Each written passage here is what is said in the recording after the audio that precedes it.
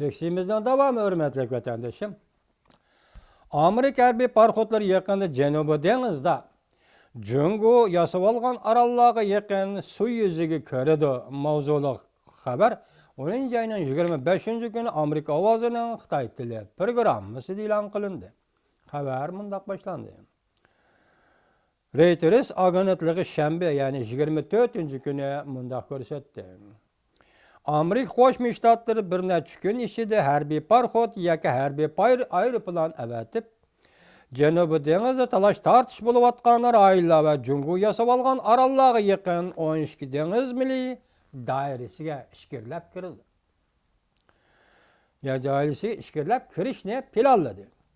Xabarda mundaq ko'rsatildi. Bu harakat ikki davlat qarshilashish munosabatida yangi bir sap etishi mumkin.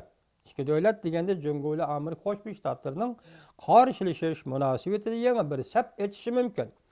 Bundan burun Amerika Qo'shma Shtatlari davlat mahkamasi yuqori harakat qo'llanish to'g'risida ifoda bildirgan.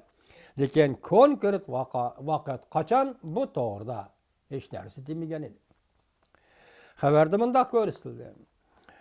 Ba'zi mutaxassislar Jungoning dengiz yuzi to'g'risida qora niyati Sharqiy Janubiy Osiyo va boshqa rayonlarga cho'nqurlab kelish yoki shu doiragacha kamayish. Bu Jungoning qora niyati edi. Shuning uchun Amerika Qo'shma Shtatlarining chorlash erkinligi unumli va doimiy bo'lishi kerak deb hisobladi. Jungo Janubiy dengiz orqali bu ishkillab Sharqiy Janubiy Osiyo, Filippin yoki boshqa joylarga kengayyotir dedi. Shunga bu rayonda Amerika Qo'shma Shtatlarining chorlash elib berishi unumli va doimiy bo'lishi kerak. Demek bu rayondagilar Amerika Qo'shma Shtatlari davlatining harbiy parxodlarining bu rayonga kirib, chorlash elib berishini qo'llaydi degan gap.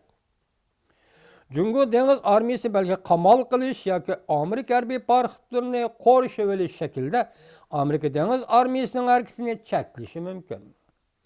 Ikki davlatning jiddiy munosabati mushu orqali texnik yuqori o'rlab ketishi mumkinmi?